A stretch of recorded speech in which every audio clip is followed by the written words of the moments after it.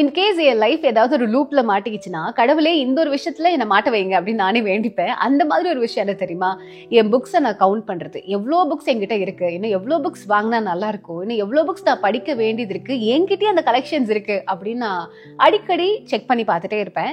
எப்பயும் என்னோட ஓன் ஸ்பேஸ்ல நான் மட்டும் பண்ணுவேன். பட் இன்னைக்கு இந்த வீடியோ வழி உங்களோட சேர்ந்து நான் அதை பண்ண போறேன். என்கிட்ட இருக்க தமிழ் புத்தகங்கள் எவ்வளோ இருக்கு, என்ன மாதிரி கலெக்ஷன்ஸ் எல்லாம் வச்சிருக்கேன் அப்படிங்கிறத நான் ஷேர் பண்ண போறேன். அண்ட் இந்த புத்தகத்துக்கு உள்ள மட்டும் இல்ல, வெளியவும் நிறைய கதைகள் இருக்கு. நான் இந்த புத்தகம் எப்படி வாங்கினேன், எனக்கு எப்படி இது பரிச்சயம் ஆச்சு அப்படிங்கறது எல்லாத்தையும் நான் ஷேர் பண்ணிக்கிறேன். Welcome to narrated by Sara and நான் உங்க சாரா. நீங்க இப்பதான் நம்ம சேனலுக்கு புதுசா வந்திருக்கீங்கன்னா மறக்காம இந்த சேனலை சப்ஸ்கிரைப் பண்ணிக்கோங்க. புத்தகங்கள் உங்களுக்கு ரொம்ப பிடிக்கும்னா கண்டிப்பா இந்த சேனல் உங்களுக்கு ஹெல்ப்ஃபுல்லா இருக்கும்.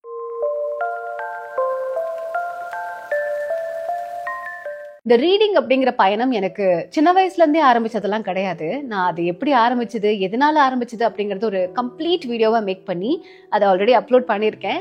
அதை பத்தி நீங்க தெரிஞ்சுக்கணும்னா நான் கீழே அதோட லிங்கை டிஸ்கிரிப்ஷன்ல அட்டாச் பண்றேன், மறக்காம செக் பண்ணி பாருங்க. அண்ட் இப்போ 2018 தான் முதல்ல என்னோட ரீடிங் பயணம் ஆரம்பிச்சது. அப்ப நான் வாசிச்ச புத்தகம் தான் இது, பேசும் பொம்மைகள். முதல்ல ஆட் ஆன புத்தகம் இது. 2018 நான் வந்து இந்த புத்தகம் வாங்கினேன். ஈரோடு புத்தக கண்காட்சியில தான் வாங்கினேன். இதோட பிளாட் சுருக்கமா சொல்லணும் அப்படின்னா, ஒரு ஆராய்ச்சி நடந்துகிட்டு இருக்கும். அந்த ஆராய்ச்சி எதை பத்தி அப்படின்னா, மனிதனோட மூளை இருக்கு இல்லையா, அந்த மூளை எடுத்து ஒரு ரோபோக்குள்ள வச்சா கூட அந்த ரோபோ வந்து அந்த மனிதனாவே மாறிடும்.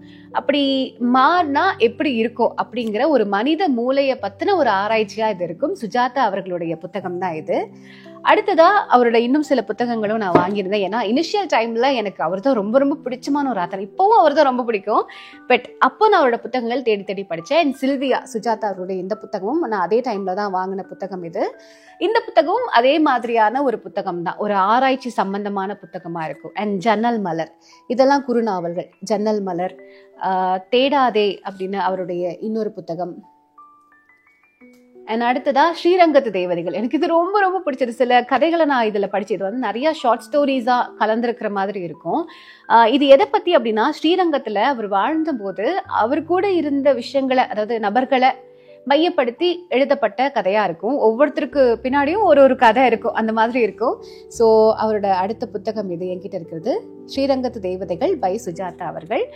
அண்ட் இதுக்கப்புறமா வெண்ணிற இரவுகள், தஸ்தேவஸ்கியோட வெண்ணிற இரவுகள். ஃபர்ஸ்ட் இனிஷியல் டைம்ல அதை படிக்கும் போது எனக்கு புரியவே இல்லை, என்ன எழுதியிருக்காங்க, இது நமக்கு செட் ஆகுமான்னு யோசிச்சேன். ஆனா இதை முடிக்கும் போது என்னமா இருக்கு, இதுலவா ஒரு எப்படி சொல்றது, ஒரு காதல் அப்படிங்கிற மாதிரி எனக்கு தோணுச்சு. ஒன்றும் இல்லை, ஒருத்தங்க நம்ம லைஃப்ல வந்து அன்எக்ஸ்பெக்டடா வருவாங்க. யாருமே நமக்கு வேணாம், நாமளே நமக்கு போதும் அப்படின்னு நினைக்கிற டைம்ல ஒருத்தங்க வருவாங்க.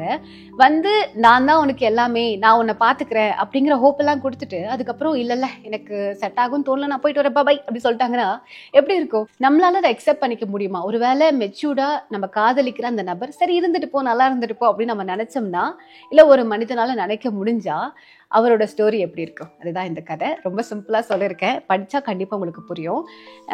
அண்ட் அடுத்ததா நான் லிட்ரேச்சர் படிக்கும்போது, யூஜில நான் லிட்ரேச்சர் படித்தேன். லிட்ரேச்சர் படிக்கும்போது 2 பேர்த்துடைய கவிதைகள் எப்பவுமே வந்துட்டே இருக்கும், கொஸ்டின்ல கேட்டுட்டே இருப்பாங்க. இவரோட கவிதைகளை பத்தி சொல்லுங்க, அவரோட கவிதைகளை பத்தி சொல்லுங்க அப்படின்னு.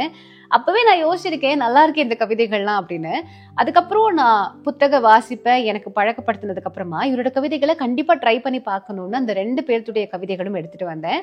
அப்படி நான் தேடி கண்டுபிடிச்ச கவிதைகள் தான் இது. கனவுகள் பிளஸ் கற்பனைகள் ஈக்குவல் டு காகிதங்கள், மீரா அவர்களுடையது, கவிஞர் மீரா அவர்கள். அண்ட் அடுத்ததா ஊசிகள், கவிஞர் மீரா அவர்கள். அடுத்து குக்கு, இதுவும் கவிஞர் மீரா அவர்கள் தான். அப்புறமா அப்துல் ரஹ்மான், கண்டிப்பா உங்கள இந்த 2 பேர்த்தோட பேருமே தெரிஞ்சிருக்கும்.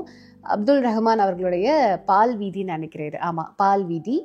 அண்ட் அடுத்ததா ஆலாபனை, அப்துல் ரஹ்மான் அவர்களுடையது. அண்ட் 2018 நான் நிறைய புக்ஸ் வாங்கும்போது இந்த புக்கும் வாங்கினேன்.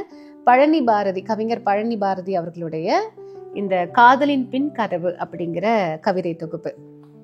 அண்ட் அடுத்த கவிதை தொகுப்பு உங்கள நிறைய பேர்த்துக்கு பிடிக்கும். ஏன்னா இவரோட கவிதைனா எப்படி சொல்றது, ஃபீல் பண்ணாதவங்க இல்ல லவ் பண்ணாதவங்க கூட லவ் பண்ணலாம்ப்பா அப்படிங்கிற மாதிரியான ஒரு கவிதை தொகுப்பு தான் இது. நான் முத்துக்குமார் அவர்களுடைய இந்த கவிதை தொகுப்பு. இதுல நிறைய கவிதைகள் சேர்ந்து இருக்கு. நான் 2018 தான் வாங்கினேன். எனக்கு அப்பெல்லாம் இவர் வந்து கவிஞர், இவர் வந்து கவிதை எழுதுவார், ஏன்னா அந்த அளவுக்கு எனக்கு நாலேஜ் கிடையாது. புக் படிக்கலாம், இல்லை புக்ல இவ்வளோ இருக்கு அப்படின்லாம். அது கொஞ்சம் கொஞ்சமா என்னை வந்து இம்ப்ரூவ் பண்ணிக்கிட்டு தான். இதுல வந்து பட்டாம்பூச்சி விற்பவன், நியூட்டனின் 3ஆம் விதி, குழந்தைகள் நிறைந்த வீடு, ஆனா அவனா, என்னை சந்திக்க கனவில் வராதே, இந்த மாதிரி ஒரு 5 தொகுப்பு சேர்த்து கொடுத்துருக்காங்க. இதுதான் அது.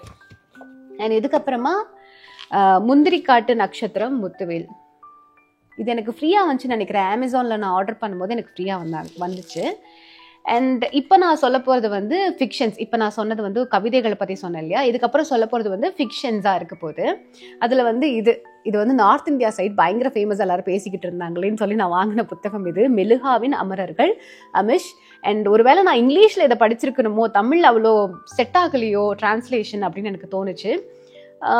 மேபி இதோட அடுத்தடுத்த பார்ட் படிப்பேனான்னு தெரியல. இன்கேஸ் எப்போவாவது ஓகே ஏதாவது ஒன்று படிக்கலாம் ஃபிக்ஷனில் இல்லை ஃபேண்டசியில் அப்படின்னா படிப்பேன்னு நினைக்கிறேன். பட் இப்போதைக்கு ஐடியா இல்லை. அதுக்கப்புறமா நான் ரொம்ப ரொம்ப விரும்பி விரும்பி தேடி தேடி படித்த ஒரு புத்தகம் இருக்குது. அதுதான் பொன்னியின் செல்வன். இந்த 5 பாகங்களும் நான் 2019 எனக்கு ஞாபகம் இல்லை. பட் அந்த மாதிரி நான் இந்த புத்தகங்கள் எல்லாத்தையும் 1 year ஃபுல்லாக எடுத்து நான் படித்தேன். பொன்னியின் செல்வனுடைய 5 பாகங்களும் என்கிட்ட இருக்குது. 4 தான் இருக்குது, சாரி, 5 பாகங்களும் இருக்குது.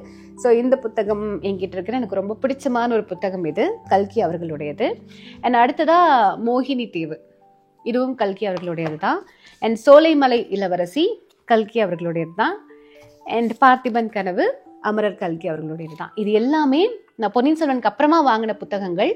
இந்த புத்தகங்கள் எல்லாமே எனக்கு ரொம்ப பிடிச்சமான புத்தகங்களாகவும் இருந்துச்சு. பட் பொன்னியின் செல்வன் நான் முன்னாடியே படித்ததால இந்த புத்தகங்களை படிக்கும்போது ஏன் இந்த ஸ்டோரிஸ் ரொம்ப கம்மியாக இருக்குது, இன்னும் நிறைய ஏன் எழுதலை அப்படின்லாம் எனக்கு தோணுச்சு. பட் அதுக்கு முன்னாடி இந்த புத்தகத்தை நீங்கள் படிச்சிங்கன்னா டெஃபினட்டாக இந்த புத்தகம் உங்களுக்கு ரொம்ப பிடிக்கும். எனக்கு ரொம்ப பிடிச்சிருந்துச்சு. இது எல்லாமே நான் தேடி தேடி ஒவ்வொன்றா வெயிட் பண்ணி என்னுடைய டிபிஆரில் போட்டு விஷ்லிஸ்டில் போட்டு அதுக்கப்புறமா வாங்கின புத்தகங்கள் இது. என் அடுத்த புத்தகம் வந்து ஜெயமோகன் அவர்களுடைய இருள் விழி அப்படிங்கிற புத்தகம். வெண்முரசு அப்படிங்கிற ஒரு சீரீஸ்ல இருந்து இது ஒரு சின்ன தொகுப்பு அப்படிங்கிற மாதிரி சொல்லியிருந்தாங்க. இதுக்கு முன்னையும் நான் படிக்கல, இதுக்கு பின்னையும் நான் படிக்கல, நடுவில் இந்த புத்தகம் மட்டும் வாங்கிட்டேன். பட் இதுவே ரொம்ப புரியுது, இன்ட்ரெஸ்டிங்காக தான் இருந்துச்சு. இதுவும் நான் 2019 படித்த புத்தகம். இது எதை பற்றி அப்படின்னா, திருதராஷ்டிரன் இருப்பார் இல்லையா, அவர் வந்து எல்லாருமே கெட்டவங்களாவே இருக்க முடியாது, எல்லாருக்கும் பின்னாடியும் ஒரு நல்லதும் இருக்கும், அவங்களுக்கு பின்னாடியான ஒரு கதையும் இருக்கும். அந்த கதை ரிலேட்டடான ஒரு இல்லை அந்த கதை இப்படி இருந்திருந்தா எப்படி இருக்கும் அப்படிங்கிற மாதிரியான ஒரு பேக் ஸ்டோரியாக அது இருக்கும். ஜெயமோகன் அவர்களுடைய இருள் விழி அப்படிங்கிற இந்த புத்தகம். அண்ட் அடுத்ததா இன்னும் சில புத்தகங்கள் இருக்கு. ஒரு நிமிஷம். துப்பட்டா போடுங்க தோழி, கீதா இளங்கோவன் அவர்களுடையது. இந்த புக் பத்தி சொல்லணும் அப்படின்னா, எழுதப்படாத இல்ல எழுதப்பட்ட விதிமுறைகள் கூட இருக்கு இல்லையா, அது எல்லாத்தையும் தாண்டி ஒரு பொண்ணோட மனசுக்குள்ள என்னெல்லாம் இருக்கு, அவங்க என்ன மாதிரிலாம் ஃபீல் பண்றாங்க, ஒருத்தங்க உங்ககிட்ட ஓப்பனா ஒரு விஷயத்த பேசுறாங்கன்னா அதுக்கு அர்த்தம் இதுவா மட்டும் இருக்காது, அதை தாண்டி நிறைய இருக்கலாம் அப்படிங்கிற மாதிரியான பெண்களுடைய பெர்ஸ்பெக்டிவ்ல இருந்து எழுதப்பட்ட ஒரு புத்தகம் தான் அது. துப்பட்டா போடுங்க தோழி டெஃபினட்டா எல்லாரும் படிக்க வேண்டிய ஒரு புத்தகம் இது. அண்ட் அடுத்ததான் வந்துட்டு இந்த புத்தகம் கழிவறை இருக்கை, லதா அவர்கள், எழுத்தாளர் லதா அவர்கள் இங்க இருக்காங்க. அவங்க இந்த புத்தகம் யாருக்காக எழுதப்பட்டுச்சோ அவங்களுக்கெல்லாம் போய் சேர்ந்துச்சான்னு எனக்கு தெரியல. ஆனா இந்த புத்தகம் எதை பத்தி அப்படின்னா, வெறுமனே ஒரு உடல் உறவு அப்படிங்கிறத தாண்டி ஒரு பொண்ணோட மனசுக்குள்ள அந்த உறவு எப்படி இருக்கணும், ஒரு பொண்ணுக்கு என்ன மாதிரியான ஃபீலிங்ஸ்லாம் இருக்கு அப்படிங்கிறத நிறைய விஷயங்களை நிறைய ரிசர்ச் பண்ணி சொல்லியிருக்காங்க. கண்டிப்பா இது வந்து எல்லாருமே படிக்க வேண்டிய புத்தகம். இது ஆண் படிக்கணும் பெண் படிக்கணும்லாம் கிடையாது, எல்லாருமே படிக்கணும். அதுலயும் முக்கியமா அந்த முதல் வரியிலேயே ஒன்று சொல்லியிருப்பாங்க, அதாவது கலவி கொள்ளும் சமயத்தில் நீ ஒரு முறையேனும் சிரிக்கவில்லை எனில் நீ தவறான மனிதருடன் உறவு கொள்கிறாய் அப்படின்னு வந்து இது ஒரு மேற்கோள் தான். ஆக்சுவலி இந்த மாதிரி தான் இந்த புத்தகம் ஃபுல்லாவே இருக்கும். அந்த உறவு எப்படி இருக்கணும், அந்த உறவு எப்படி இருந்தா சரியா இருக்கும் அப்படிங்கிறத ரொம்ப தெளிவா சொல்ற மாதிரியான ஒரு புத்தகம் இது. ஹாய்.